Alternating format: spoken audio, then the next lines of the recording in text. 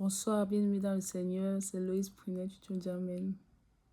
Celle qui appartient à l'Éternel, celle que Jésus aime pour l'éducation du corps du Christ. Vous savez, on juge beaucoup Élie, je pense que c'est Élie, non? On juge beaucoup Élie du fait qu'il soit allé à la montagne, trouver le Seigneur en disant qu'il était fatigué. J'espère que c'est Élie, ou c'est Élie, je ne sais plus. Disant qu'il était fatigué, disant qu'il est le seul qui restait alors qu'il y avait d'autres encore, et disant au Seigneur de le prendre, qui n'est pas mieux que ceux qui l'ont précédé, ses pères, ceux qui l'ont précédé dans le prophétique. Donc, beaucoup, quand on parle de ça, même dans les prédications, on dit qu'il a fui Jézabel. Il a eu peur de Jézabel parce que Jézabel a menacé que si toi il t'attrape, tu ne vas pas croire. Alors qu'il venait de brûler tous les prophètes de Baal, tous les prophètes de Jézabel, qui prophétisaient par Baal. Alors qu'il les a vaincus. Et lorsque Jézabel a appris la nouvelle, elle a promis de le mettre à mort. Et il a fui aller trouver Dieu que c'est assez chaud. En fait, beaucoup pensent que c'est par rapport à Jézabel qu'il fuyait, qu'il a eu trop peur de Jézabel. En fait, la vérité est que la situation d'Élie, il était juste fatigué. Il était juste fatigué. Vous savez, quand tu viens de combattre une armée, par exemple, je ne sais pas, ici, je peux prendre l'exemple de la Russie, par exemple. La Russie ne fait que bombarder l'Ukraine, bombarder l'Ukraine, bombarder l'Ukraine. Imaginez que le combat avec l'Ukraine finit, que la Russie a fini d'écrabouiller l'Ukraine. C'est juste un exemple. Et que après, elle reçoit une attaque surprise, peut-être d'un pays, peu importe lequel, et elle n'est pas préparée à ça. Vous voyez, la défaite, bon, pas qu'elle va perdre forcément, mais les coups, ou bien plutôt les conséquences peuvent être graves dans le sens où la Russie vient de mener une bataille d'abord qui était lourde. Et vous voulez encore vous ajouter, en fait. Mais si par exemple, comme je dis, si par exemple notre pays vient attaquer l'Ukraine, la Russie par surprise après qu'ils aient fini de combattre, d'envoyer tous leurs drones nucléaires, tout ce que vous voulez, en Ukraine, ils seront un peu secoués parce qu'ils seront pas en mesure de forcément se défendre tout de suite. Ou même s'ils sont en mesure de le faire, ce sera une attaque surprise qui va trouver la Russie dans un état de fatigue, dans un état de guerre, dans un état de... Vous voyez un peu. Donc, je ne sais pas si l'exemple est bon, mais bon. C'est un peu la situation actuelle, donc ça m'est venu juste comme ça. Rien à voir, je ne suis pas dans la politique, rien à voir avec la situation, l'Ukraine est montée là aussi. Franchement, moi, il ne prend pas parti parce que je n'y comprends pas grand-chose en politique. Je pense que pour mettre sa bouche dans la politique, il faut vraiment comprendre les tenants et les aboutissants, alors qu'on n'est jamais là sur la table de négociation. Donc, je ne vois pas l'intérêt de trop s'avancer à ce niveau, en fait. Parce qu'on ne sait pas vraiment ce qui se passe, les raisons du comment, du pourquoi. Donc, comme je disais, Élie, ce n'était pas Jézabel son problème. Il a peut-être fui, entre guillemets, devant Jézabel parce qu'il était juste fatigué. C'est pas que c'est Jézabel là qui était trop quelque chose pour lui. Élie était juste fatigué parce qu'il venait de faire quelque chose avec les prophètes là maintenant. Donc, il n'avait pas la force pour encore engager l'affaire de Jézabel. Il est tombé au mauvais moment dans sa vie où il n'avait plus le lust, tout simplement. Il n'avait plus le lust. Vous savez, quand tu as combattu quelque chose pendant longtemps, il suffit juste un petit, comme on dit souvent, la goutte d'eau qui fait déborder le vase. Quelqu'un peut tolérer quelque chose pendant longtemps. Il laisse passer, il ne réagit pas. Mais toi, tu viens, la 99 personne ou la 100e personne, c'est là où tu prends ta part. Pas parce que c'est toi le problème, mais, ou parce que tu as fait plus que les autres, mais parce que tu es venu à un moment où il avait déjà accumulé. Il fallait seulement pour qu'il vomit. Et tu es le malchanceux, il vomit sur toi. En fait, Élie était fatigué. Élie était épuisé. Vous allez me dire, qu'est-ce qu'il a épuisé de combattre les prophètes? Mais le combat spirituel, c'est le combat. Ne pense pas que, en fait, que c'était à simplifier ce que Élie a vécu, le stress avec ces prophètes-là. Et c'est pas évident, c'est un combat. Et le combat spirituel, ça te fatigue aussi spirituellement, ça te prend beaucoup. Bon, je ne parlerai pas d'énergie, mais ça t'épuise, quoi. Ça t'épuise. Et voilà, ça t'épuise. Même si ça reste spirituel. Vous n'allez pas me dire que quelqu'un va prier, par exemple, 5 heures de temps, puis il n'est pas fatigué, il est fatigué. Si tu pries vrai pendant 5 heures de temps, peu importe le nombre, même peu importe l'état, même si tu pries seulement, même si tu as seulement les yeux fermés, ça va te fatiguer, même spirituellement, même physiquement. Si tu jeûnes, ça va te fatiguer. Si tu prêches même seulement la parole, ça va te fatiguer.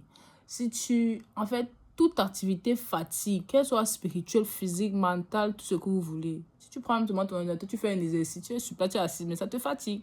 On va te dire que tu as fait quoi, tu as étudié, mais tu n'as pas fait quelque chose de physique, vous comprenez un peu. Donc, Élie était fatigué, il était fatigué spirituellement, donc il n'avait pas l'énergie, il n'avait même pas le boc, même s'il avait peut-être même l'énergie, d'aller gérer Jézabel, franchement.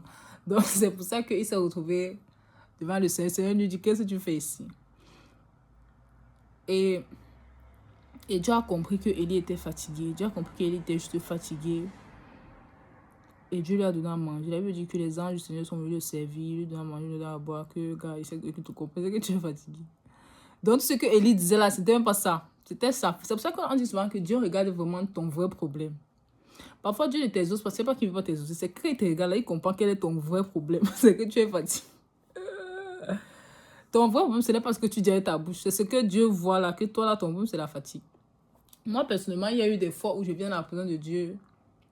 Moi, je suis d'abord dernier, je suis quelqu'un qui me plaint d'avoir trop. Parce qu'on m'a d'abord trop de l'autorité. Ça, il faut qu'on se le dise. Et ce n'est que très normal. Il n'y a rien à redire. Donc, à un certain niveau, quand il y a quelque chose qui m'énerve, je viens dans la présence de Dieu, je commence à bavarder.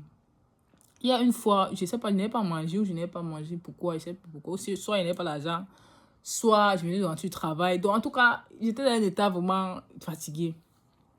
Et je parlais au Seigneur, je me fâchais, je dis que oui, c'est à cause de toi. Oui, toi, tu es monté, oui, je ne veux même pas te parler. En fait, j'étais en train de bavarder dans ses oreilles, je bavarder dans ses oreilles. Après, il me dit que ton problème, c'est que tu as faim. Il dit que va manger. Je dis que, mais comment il te parle, il dit que j'ai faim? Mais après, quand il a dit ça, je suis allée manger. Je suis revenue, en fait, il était de bonne humeur, off, mal. J'étais de bonne humeur, j'ai commencé à lui parler gentiment. Il dit que vraiment, tu es le roi de rôle tout puissant. Il n'y a même pas aucun. Il n'y a pas l'homme pour toi sur la terre dans les cieux. Alors que, quelques heures avant, quelques minutes avant, je ne sais pas, j'étais en train de me plaindre devant lui du cas. Vous me laissez me avoir un peu 5 minutes pendant, il ne me parle même pas. Il ne peut même parler. Bref, vous savez, vous voyez un peu déjà les crises. Et c'est seulement à Dieu que je fais mes crises là, parce que je devais encore faire qui. Et quand j'ai mangé, je suis revenue, j'étais de bonne humeur. Donc Dieu nous connaît tellement. Et je vous assure que je n'ai jamais oublié ça. Dieu m'a dit que c'est la famille que tu mets. J'étais choquée ce jour. Comment ça j'ai fait? Toi, tu te parlais d'un problème, tu me dis que ça avait dit tout le rapport. En fait, ça avait tout le rapport. Élie était fatigué. Élie était fatigué. Et Dieu a su répondre aux besoins. Dieu a su répondre aux besoins d'Élie. C'est pour ça que la Bible dit, venez à moi, vous qui êtes fatigués, chargés, vous donnerez du repos. Dieu sait qu'il t'a donné les charges. Dieu sait qu'il t'a donné vraiment beaucoup de choses à faire et que ça peut te fatiguer. Et Dieu te comprend aussi quand tu es fatigué, quand tu es saoulé, quand tu es dans un ras-le-bol. Faut que ça sort. Je dis non. Ça sort comme ça sort. Le malchanceux sur qui ça tombe. C'est maragazo.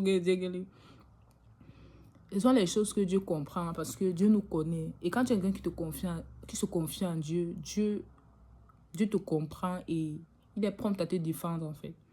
Parce qu'il te connaît, parce que tu es son ami. En fait, Dieu est comme...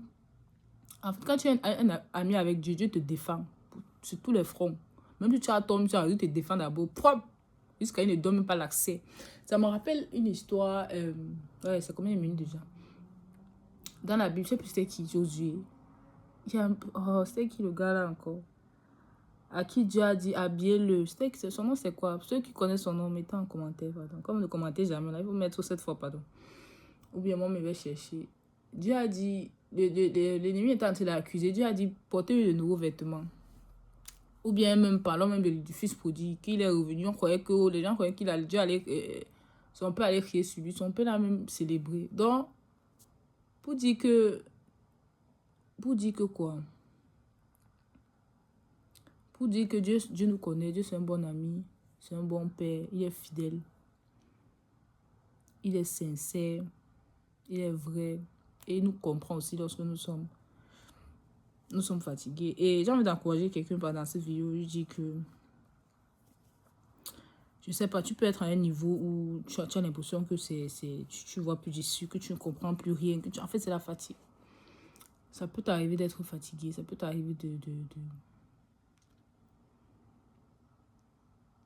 Burn-out. En français, on appelle ça burn-out, non? En anglais, pardon. Burn-out. Ça peut arriver de burn-out et voilà. Et c'est visible, ça se voit et voilà. Mais même dans ton burn-out, le Seigneur te comprend. Le Seigneur te connaît et il est bon de se reposer. Il est bon de prendre parfois une pause, de prendre du recul, de lâcher prise. Lâcher prise. Comme j'ai parlé d'Élie, Élie était juste fatigué. Ça peut être ton cas aujourd'hui. Peut-être tu es juste fatigué. Peut-être tu as juste besoin de manger, que ce soit physiquement ou spirituellement. Tu as besoin de boire. Peut-être tu as juste besoin d'une visite du Seigneur. Peut-être tu as juste besoin d'une parole. Peut-être tu as juste besoin. Et c'est normal d'être fatigué parce que nous sommes que des êtres humains.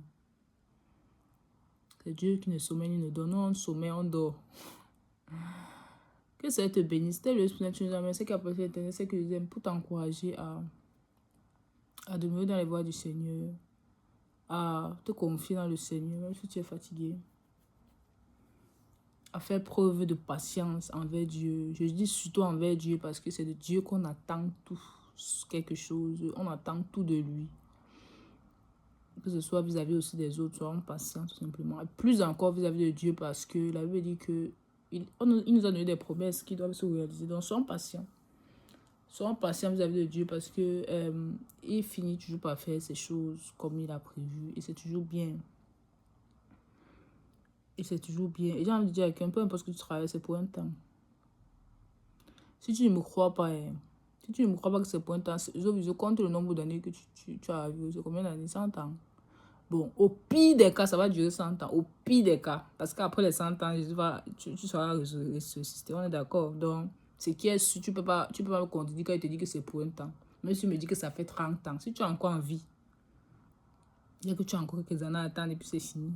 Et ça peut être que c'est avant ta mort que ta situation est réglée. Donc, pour dire qu'au pire, c'est pour un temps. Au pire, c'est pour un temps. Au pire, c'est pas pour l'éternité. Parce qu'on connaît c'est quoi ce qui en sera de l'éternité. Au pire, c'est pas méchant. D'accord? Que ça vous bénisse. Bye bye.